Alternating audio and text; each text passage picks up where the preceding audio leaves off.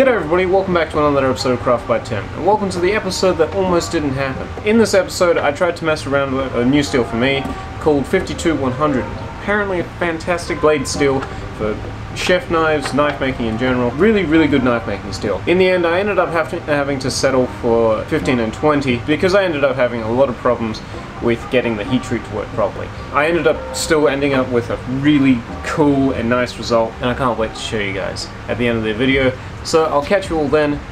Enjoy the video.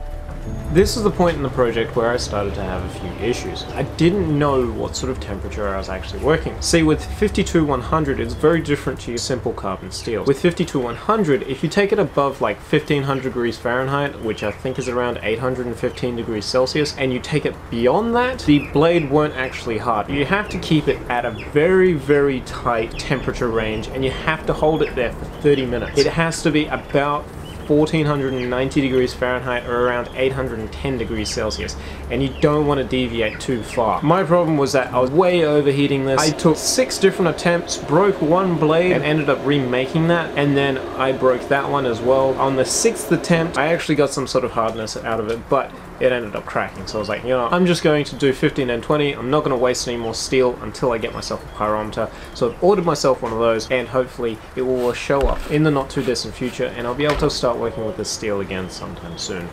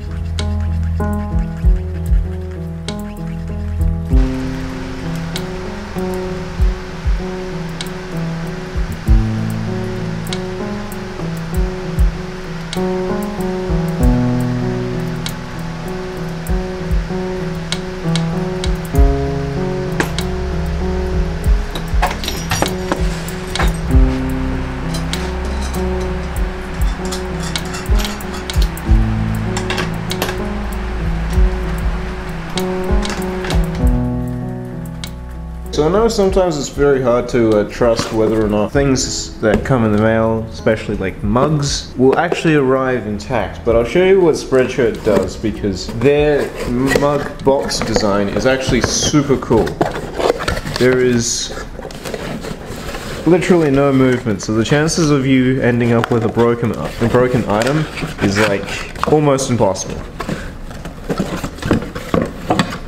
Ta-da! But it's like super secure. I guess whilst I'm doing a bit of an unboxing, I might as well do the other one. This one actually turned out so well. Oh, I love that. That's so cool.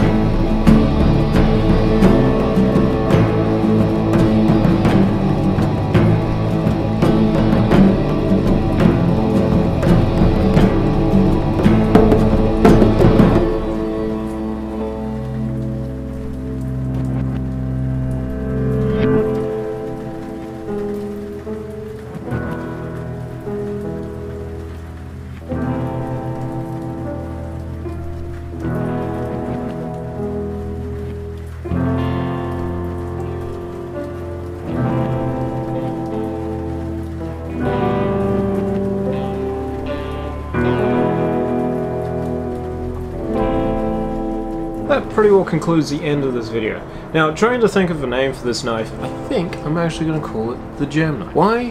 Because it's actually sort of like a nice little foraging knife. It feels so nice in the hand. The handle, although the facets aren't perfect, it feels really, really comfortable, and it's nice and lightweight. And of course, speaking about the handle, this is called Jamwood. It is made from a 100-year-old fence post. And of course that meant that I got to mess around a little bit with the whole resin casting, and although that didn't turn out quite the way I thought it would, it still turned out quite alright, and you know, you can actually see quite a bit of that texture on the inside, which is kind of cool. A lot more air bubbles than what I was hoping for, but I think that's just one of those sorts of things that I need to get a vacuum chamber to really fix that problem. But overall, really happy with the way that it turned out. One of my favorite knives that I've done to date. Even though it is such a simple knife, it just feels really, really nice. And it is definitely one of those sorts of projects that took a lot longer than what I thought it would. I think this project had a little bit of Steele's Law. Now, if you like this sort of thing, there's more videos of knife making on my channel, and welcome to check those out. Make sure to subscribe if you're new. And I think this is going to be one of those sorts of knives that I have to make a leather sheath for this. So that will be coming up in the not too distant future. The month is currently November, which means a few things. First of all, fire ban season. Unfortunately, this does mean that I'll probably be putting down the tongs for a while, probably go to more woodworking, leatherworking project. But the other thing that November means is that it's now like 2 months till Christmas, which is insanity. This also means, and you might be able to tell, that for the month of November and December, I've moved to night shifts, or overnight shifts rather, which means that I'm leaving work at like 6 o'clock in the morning, which is fantastic. Welcome to the lovely world of retail. Which of course means that I get to partake in my very own Russian sleep experiment. Most of all, I'm just worried about trying to get projects done in the background as well. It's just one of those sorts of things that I'm gonna try my very best, and we're gonna see how we go. Anyway, I hope you guys really enjoyed. I really enjoyed this process. Catch you all in the next episode. In the meantime, do remember to stay safe, happy crafting, and as always, cheers.